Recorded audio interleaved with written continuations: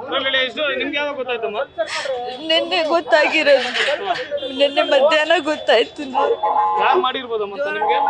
ಗೊತ್ತಿಲ್ಲ ಸರ್, ಯಾರು ಮಾಡಿದ್ರು ಅವ್ರಿಗೆ ಶಿಕ್ಷೆ ಆಗ್ಬೇಕು ಸರ್. ಸಾಯಿಸಿದ್ರೆ ಈ ತರ ಪೀಸ್ ಮಾಡಿ ಯಾವತ್ತೂ ಯಾವ ಹೆಣ್ಮಗನ್ನು ಸಾಯಿಸಬಾರ್ದು ಸರ್.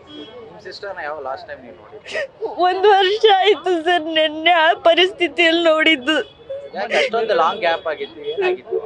ಸರ್. ನಾವು ಮದ್ವೆ ಆಗಿದ್ದು ಸರ್, ಬೇರೆ ಇದೀವಿ ಗಂಡನ ಮನೆಯಲ್ಲಿ.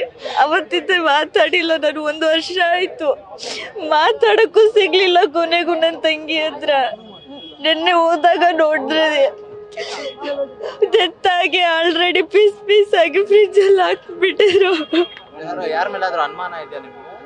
ನನಗೆ ಯಾರು ಗೊತ್ತಿಲ್ಲ ಸರ್, ಆತರ ನನಗೆ ಏನು ಗೊತ್ತಿಲ್ಲ.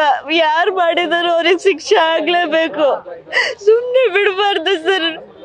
ತುಂಬಾ ಇದ್ರಲ್ಲಿ ಮರ್ಡರ್ ಮಾಡಿದಾರೆ, ಆತರ ಯಾರು ಮಾಡಲ್ಲ ಮನುಷ್ಯರಿಗೆ. ಅಷ್ಟೊಂದು ಇದ್ರಲ್ಲಿ ಸಾಯಿಸ್ಬಿಟ್ಟಿದ್ದಾರೆ. ನ್ಯೂಸ್ ಫಸ್ಟ್ ನಿರ್ಭೀತಿಯಿಂದ ನಿಮ್ಮ ಪರವಾಗಿ.